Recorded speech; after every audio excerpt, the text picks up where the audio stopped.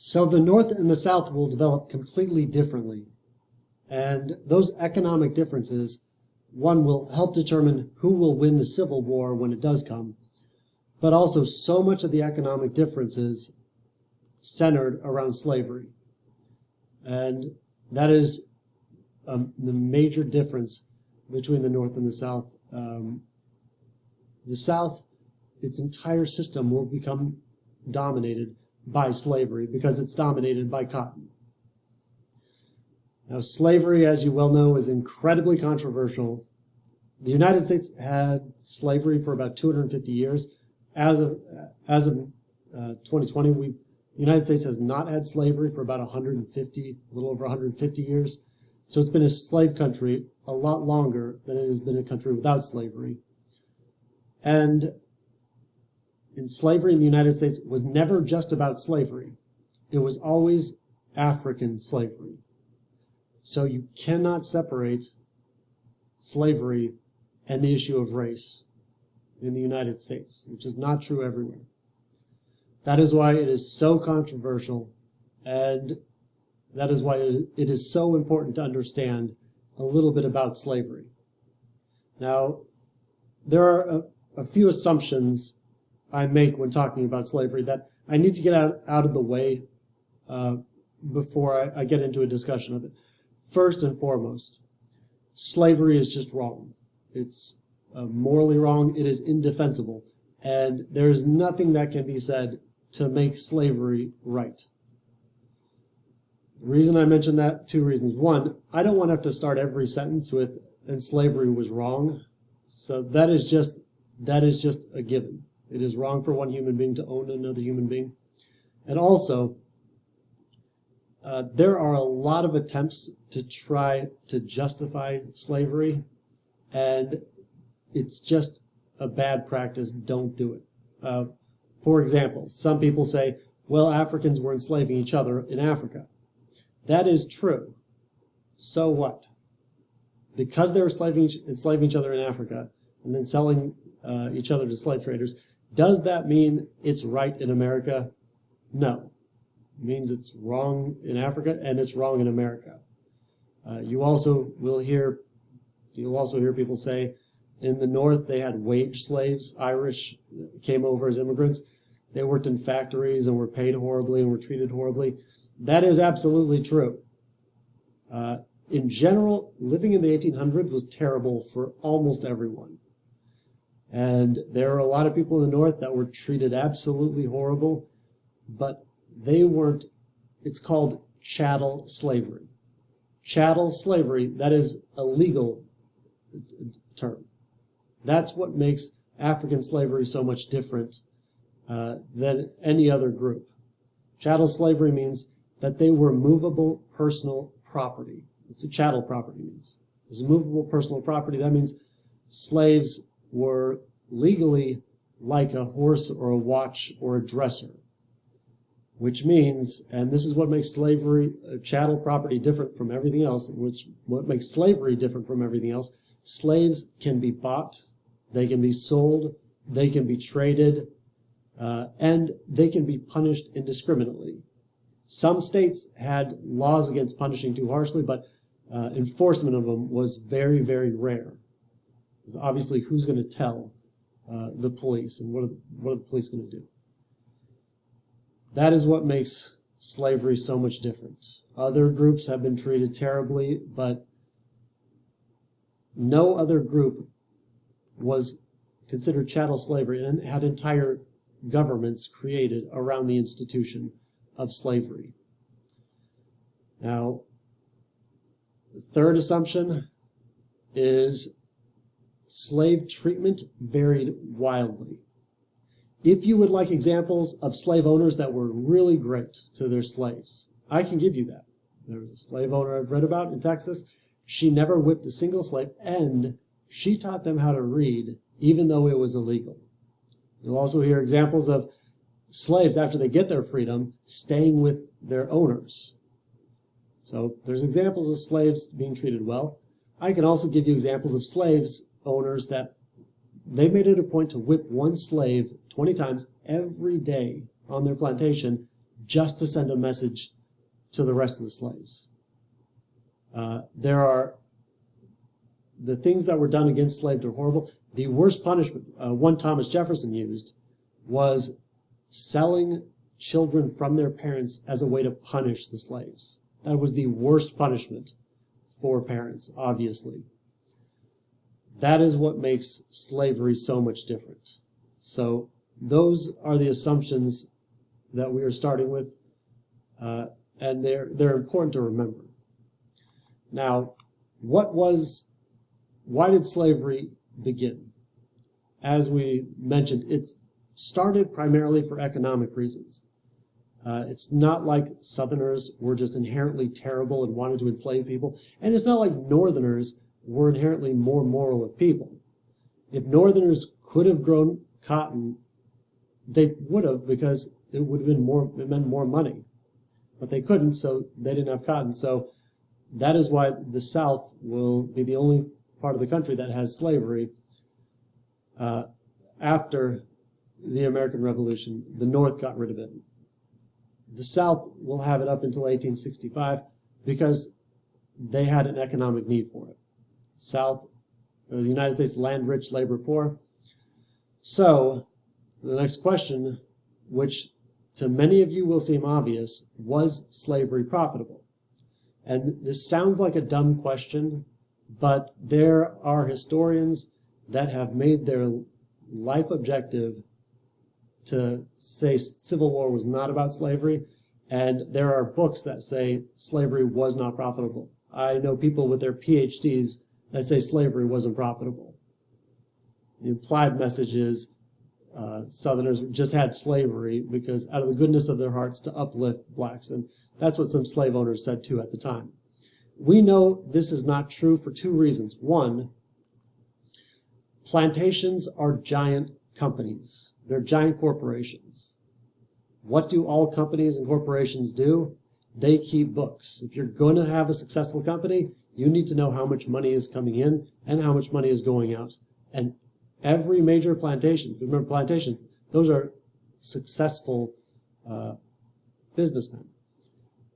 They all kept books, they all kept records, and we still have their records. So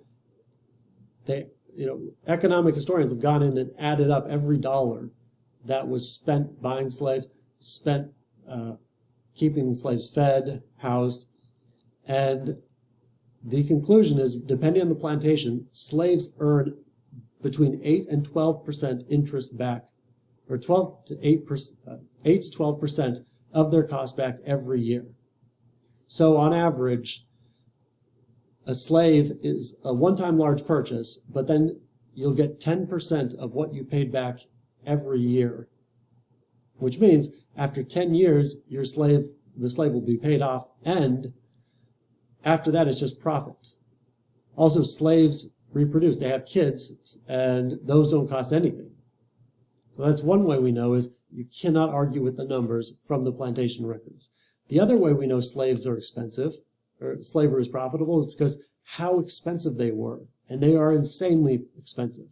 So a plot of land an acre of land in 1860 in Texas cost $6 for an ideal slave. So between the ages of like 18 and 25, 26, it cost anywhere between $1,200 and $1,500. And we know this because slave auctions, there were companies that did slave auctions, auction houses, and they kept books and they kept records, and we have the records, we have the flyers, we know how much people were paying for them, and it was a lot of money. To give you an idea, you can't have an exact comparison in numbers, but $1,200 to $1,500 in 1860 in 2020 would be somewhere in the neighborhood of $38,000 to $48,000. So $38,000 to $48,000, that is a lot of money, obviously. No one is going to spend that much money on a slave if it's not profitable. So the number one consideration was economic. The secondary consideration is where we get to the issue of race. So slavery, there was an economic need for it, And so the second question is, all right, well, who to enslave? And this is where the race issue comes in. So there are several options. What about Native Americans? That was tried. Native Americans, they're not Christian, because saying you're going to Christianize enslaved people was really popular. There's a problem with every group, though. Native Americans, they could not enslave for a lot of reasons. And also Native Americans, they weren't used to working in the sun for long periods of time. Every colony that will eventually become a state in the United States, they at one time or another tried to enslave poor whites, just like what happened in Virginia. The problem is poor whites are white and they're Christian. So try to enslave poor Irish. Well, they look too much like the owners of the house, the owners of the land. Unfortunately, Africans fit the bill. They were not Christian. They could tolerate being in the sun for long periods of time, unlike Native Americans, and they had different color skin. So if you lived in a southern state and you saw someone that had dark skin or were of African descent, you didn't have to ask if they were a slave or not. They were a slave. So Africans just fit the bill. Because African slavery is what became dominant, it then created a social system in the South that will promote its continuation. So the South will have a social hierarchy that will make it so virtually all Southern whites will support it. Well, by the time you get to the Civil War, all Southern whites pretty much were in favor of slavery. Why would so many people be in favor of slavery? Remember, only 25% of Southerners even owned only one slave, so why would the other 75% of them support it? Well, in that social system, at the very top, obviously, you have the planters, and you had like a middle class that was regular farmers with land. They were still pretty poor. Below them, you had the really poor whites, and they were the ones that had virtually nothing. And then at the very bottom, you had slaves, and they didn't even own their own bodies. So, if you were one of those really poor whites in the South, why would you support slavery? Because it means you're better than someone. If you're poor white and you have absolutely nothing going for you in life, you have one thing going for you, which is you are not an African slave. And the social system will make it so so the entire South, by the time we get to the Civil War, will support it. And there's so many instances of this happening. So many Northerners tried to figure out why are so many poor Southerners in support of this. And there's so many examples of interviews, and Southerners always said essentially the same thing. Now, suppose they was free. You see, they'd all think themselves as good as we are. One thing that unites humans throughout space and time, all countries in the world, humans like to feel good. Everyone likes to feel good. There's two ways you can feel good. One, you work really hard, you build yourself up, make yourself into someone you can be proud of. Or two, you push other people down and you keep them in a lower place than you, so you are higher in comparison. If you look throughout almost all of human history, most people fall into the latter. All throughout societies all over the place, they will find a group to keep pushed down so they can feel better. So the South, by the time you get to the Civil War, it is solidly in support of slavery. This slavery was bad for slaves, obviously, but it was fairly universally bad for Southerners too. There are obviously some Southerners that did really well, but in general is bad for the entire population of the South. Slavery is very difficult. You know, the South had population about 12 million people, 3 to 4 million of those, so almost 1/3 of them are slaves. They don't want to be slaves. And so the white population, they had to create an entire system around keeping them enslaved. That is a lot of people. That is a big part of the population that is enslaved. And so, obviously, the type of people that controlled the South tended to be the planters. We generally, in this country, we elect people to higher office just because they're rich.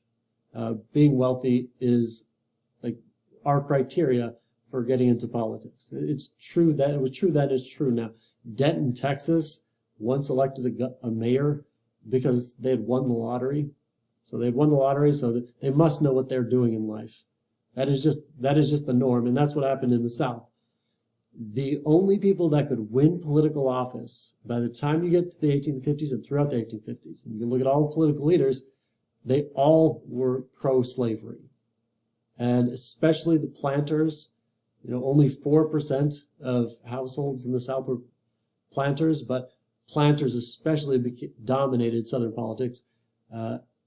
So when you get to debates in the South, the best and brightest the South had to offer by the 1850s were all arguing and debating who was more pro-slavery, who was going to do more to defend slavery.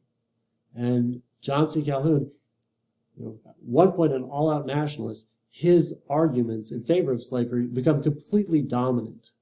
And by the time you get to the 1850s, the best and the brightest are saying stuff like, I hold that in the present state of civilization, where two races of different origin and distinguished by color and other physical differences, as well as intellectual, are brought together, the relation now existing in the slaveholding states between the two is, instead of an evil, a good, a positive good. All the founding fathers talked about slavery as a necessary evil. They said it was bad, but it was absolutely necessary. By the 1850s, you don't get anyone in the South saying slavery is a necessary evil. They're all saying it's a positive good.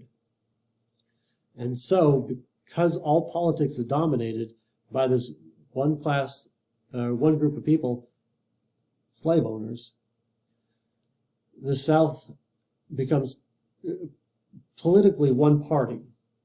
By the 1850s, only the Democratic Party is around. The Democratic Party, that's the one that was started by Andrew Jackson, and ironically enough, is the same party that will eventually elect the first black president, Barack Obama. But by the 1850s, every major politician in the South is Democrat, and they're all pro-slavery. And so that is the problem you get in the South, is for the first several decades of U.S. history, Southern planters held a leadership position in this country. George Washington, Thomas Jefferson, James Madison, James Monroe, Andrew Jackson, they were all planters, but they talked about slavery like it was necessary evil. Jackson didn't. But by the time you get to the 1840s and 50s, no one's saying necessary evil. Every Southern politician is saying it's a positive good. And here's the thing, they knew better.